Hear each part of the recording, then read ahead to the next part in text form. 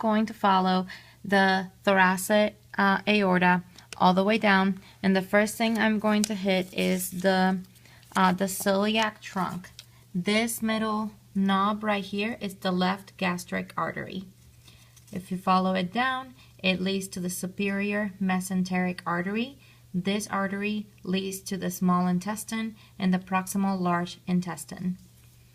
If I follow it down here, it's going to take me to the inferior mesenteric artery, which leads to the distal large intestine. This whole thing is the abdominal aorta. Right next to the abdominal aorta, I have the inferior vena cava. The inferior vena cava is going to branch off into the renal vein, which is going to be right next to the renal artery. The renal artery and the renal vein leads to the kidneys. Right over here, I have the splenic artery. It's right there on the spleen. It also runs through the intestine model to that section.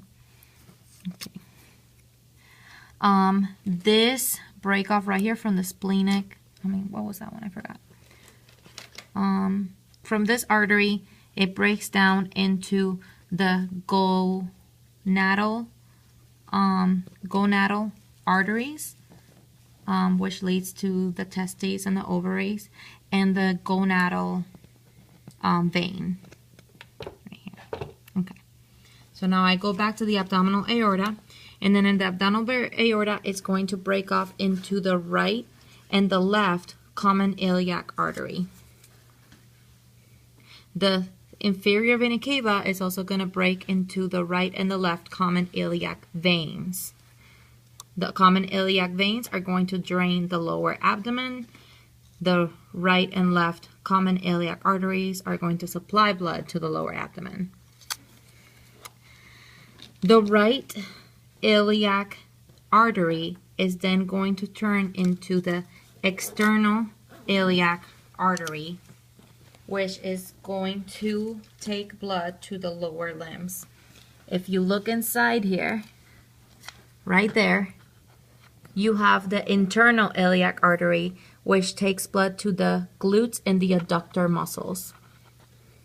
Right next to the external iliac artery, you have the external iliac vein, which is going to drain the lower extremities.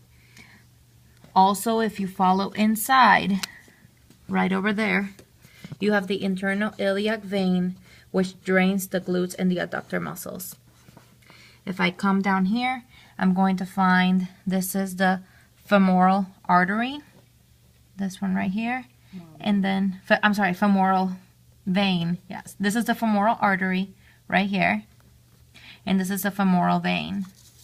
On the inside of the thigh, I'm going to have the great saphenous vein. The great saphenous vein drains into the femoral vein right here, and then it's the longest vein in the body. It goes all the way down to the big toe.